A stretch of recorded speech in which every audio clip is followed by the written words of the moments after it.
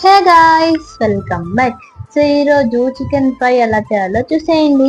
So నేనైతే ముందుగా normal water తో వాష్ చేసుకున్నాను. ఇంకా ఆ తర్వాత లెమన్ ఇంకా అలాగే క్రిస్టల్ సాల్ట్ వేసేసి కొంచెం వాష్ చేసుకున్నాను, స్మెల్ పోతుంది అనేసి. ఇలా అయితే నేను ఫస్ట్ టైం అనమాట.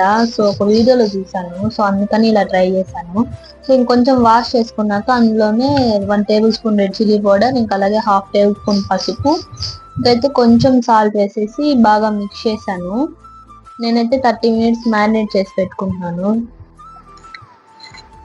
ఇంకా ఆఫ్టర్ 30 మినిట్స్ తర్వాత పోపు పెట్టుకుంటున్నాను. సో నేనైతే 2 టేబుల్ స్పూన్స్ ఆయిల్ వేసి ముందుగా అయితే నేనైతే జీలకర్ర యాడ్ చేశాను.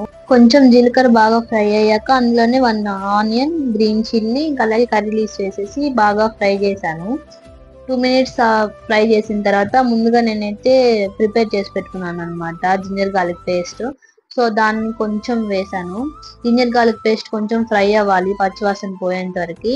సో ఆ తర్వాత నేనైతే ముందుగా మ్యారినేట్ చేసి పెట్టుకున్నా కదా, హాఫ్ అన్ అవర్ ముందు. సో ఇంకా ఆ చికెన్ ని ఇక్కడ వేసేసాను. వేసి కొంచెం బాగా మిక్స్ చేశాను. మధ్య మధ్యలో కలబెడతా ఉండాలన్నమాట, లేదంటే కొన్నిసార్లు అడుగు అంటుతుంది. సో ఇంక ఇది కుక్ అయ్యే లోపల మనం పౌడర్ తయారు చేసుకుందాం.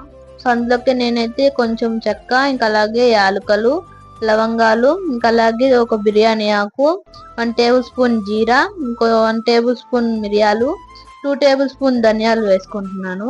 సో ఇంక అందులోకి ఒక 2-3 రెడ్ చిల్లీస్, ఇంకా అలాగే కొంచెం తరిగి పెట్టుకున్న ఎండు కొబ్బరి.